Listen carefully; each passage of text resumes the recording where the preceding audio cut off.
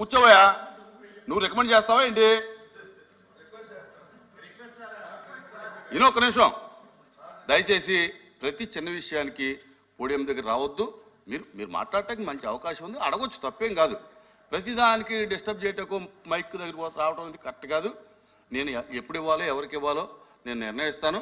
దయచేసి ఎవరు ఇబ్బంది పడద్దు, కూర్చోండి. అరే మీరు చెప్పక్కర్లేదే, ఆయన అడుగుతాడు ఇస్తాం. అరే నేను ఇదే ప్రాక్టీస్ వద్దన్నా, అరే ఇదే వద్దన్నా. ఇప్పుడు ఎల్ఓపి గారు అడిగితే ఇస్తాం. ఎల్ఓపి గారు అడిగినా, మంత్రి గారు అడిగినా, ఎల్ఓపి గారు అడిగినా, మంత్రి గారు అడిగినా ఇస్తాం, ఇవ్వని కాదు. మీరందరూ లేచి గొడవ చేస్తే ఇస్తే అంటే మీరు గొడవ చేస్తే ఇవ్వాలా, లేకపోతే మీరు రికమెండ్ చేస్తే ఇవ్వాలా?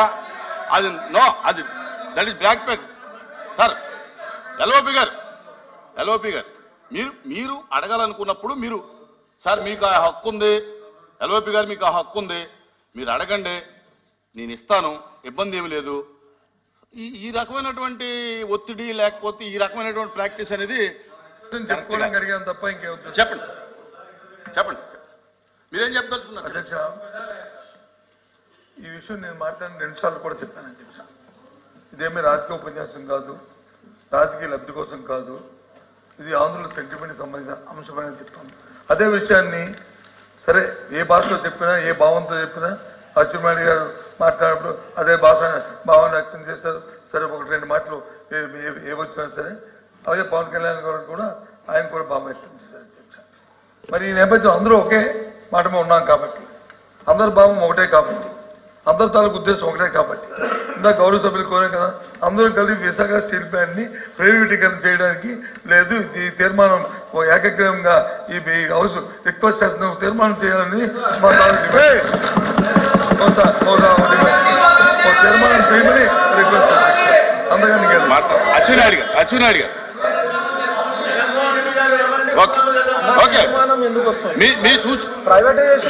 మీరు చూసి చేశారు.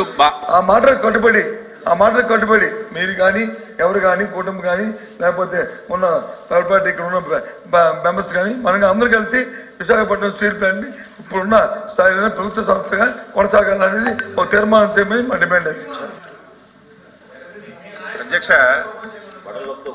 ఎక్కడ ఇబ్బంది అయిపోయిందా అధ్యక్ష? మినిస్టర్ గారు అయిపోయిందా? చెప్పండి. ఒక ఇష్యూ మీద వాకౌట్ చేసిన తర్వాత మళ్ళీ అదే ఇష్యూని రైట్ చేసేటువంటి సాంప్రదాయం లేదండి. వాకౌట్ ఎవరు చేశారు? వాకౌట్ చేశారు అధ్యక్ష. అధ్యక్ష సభను వాయిదా వేయడం జరిగింది తప్ప వాకౌట్ చేయలేదు. వన్ సబ్మిషన్, మీరు వాయిదా వేశారు అదే ఇష్యూ మీద. వాయిదా దేనికి వేశారు అధ్యక్ష? వాయిదా ఎంచేతంటే వాడు వచ్చి వెళ్ళలో ఉన్నారు కాబట్టి దాన్ని కండెమ్ చేయడానికి మీరు వేశారు. వేసిన తర్వాత వాయిదా పడింది, మళ్ళీ వచ్చారు, మళ్ళీ రెడ్డి వచ్చి మొదలెట్టన్నట్టుగా మళ్ళీ మొదలెడితే ఇది ఎప్పుడు ఎండ్ అవుతుంది అధ్యక్ష? రెండో ఇష్యూ అధ్యక్ష, ఏదైతే ఉందో వాళ్ళ అధికారంలో ఉన్నప్పుడేమో ఒక పాలసీ, అధికారంలో లేనప్పుడు ఒక పాలసీ.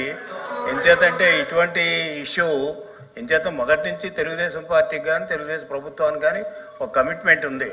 ఆనాడు కూడా ప్రైవేటైజ్ చేస్తానంటే ప్రైవేటైజ్ చేయడానికి ఒప్పుకోలేదు వాజ్పేయి గారు ప్రధానమంత్రిగా ఉన్నప్పుడు. ఈ రోజు కూడా చంద్రబాబు నాయుడు గారు ఒప్పుకోలేదు, మా పార్టీ ఒప్పుకోలేదు, కూటమి కూడా ఒప్పుకోలేదని చాలా క్లియర్గా చెప్తే దీని ఇష్యూని కంటిన్యూ చేయడం కరెక్ట్ కాదు, ఇష్యూ చేయడం కూడా కరెక్ట్ కాదు. అచ్చెన్నాయుడు గారు అధ్యక్ష అచ్చెన్నాయుడు గారు ఎక్కడొస్తుందంటే, గత ప్రభుత్వంలో అఖిల పక్షం తీసుకెళ్లి మీరు ప్రెజర్ పెడదామనంటే ఆ రోజు మాకు బలం ఉంది, ఆ శక్తి ఉంది, అందుకే అఖిల పక్షం తీసుకెళ్లేదని చెప్పి అపోజిషన్ లీడర్ గారు చెప్పారు అధ్యక్ష. ఆ రోజు ఏదో లక్షల మంది సభ పెట్టి ముఖ్యమంత్రి గారు అది చెప్పారు. అవేళ ప్రధానమంత్రి గారు ఏమైనా స్పందించారా, లేకపోతే ఆపుతామని చెప్పారా? ఎందుకు ఆగలేదు అది? మేము ఆ రోజు మీకు శక్తి ఉన్నా లేకపోయినా సరే మేము కూడా మీకు సపోర్ట్ చేస్తాము. ఇది ఆంధ్రుల మనోభావాలకి చాలా ఇంపార్టెంట్ ఇష్యూ, చాలా మంది ప్రాణత్యాగాలు చేశారు, దీన్ని విడిచిపెట్టడానికి వీలు లేదని చెప్పి చాలా రిక్వెస్టులు చేశాం అధ్యక్ష. ఇంకా దీని లోనికి పోతే చాలా వస్తాయి, అవన్నీ పక్కన పెట్టండి. దీనికి అధ్యక్ష, దీనికి తీర్మానం తీర్మానం ఎప్పుడు అవసరం ఉంటుంది? తీర్మానం ఎప్పుడు అవసరం అవుతుంది? ఆ ప్రయత్నం ఏదైనా జరిగింది. ఎట్టి పరిస్థితిలో విశాఖపట్నం స్టీల్ ప్లాంట్ ప్రైవేటైజేషన్ జరగదు.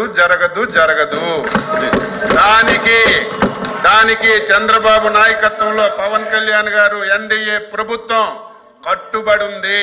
దాన్ని మళ్ళీ రివైవ్ చేయడానికి, మళ్ళీ విశాఖపట్నం స్టీల్ ప్లాంట్ అభివృద్ధిలోకి రావడానికి, లాభాల్లో రావడానికి ఇంటర్నల్ గా వాళ్ళు పనిచేసుకోవాలి. అక్కడ ఉన్నటువంటి ఏవైతే సంఘాలు ఉన్నాయో వారు సహకరించాలి. ఎక్కడ ఇంటర్ఫీర్ అవ్వాలో అక్కడ అయ్యి కేంద్ర ప్రభుత్వం నుంచి కూడా మేము దానికి సహకారం అందించడానికి సిద్ధంగా ఉన్నాం.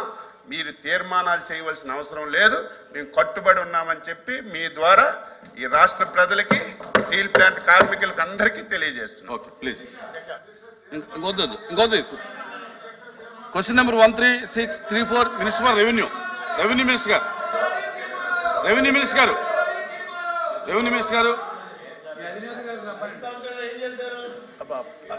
మినిస్టర్ గారు. థ్యాంక్ యూ అధ్యక్ష. సభ్యులు అడిగిన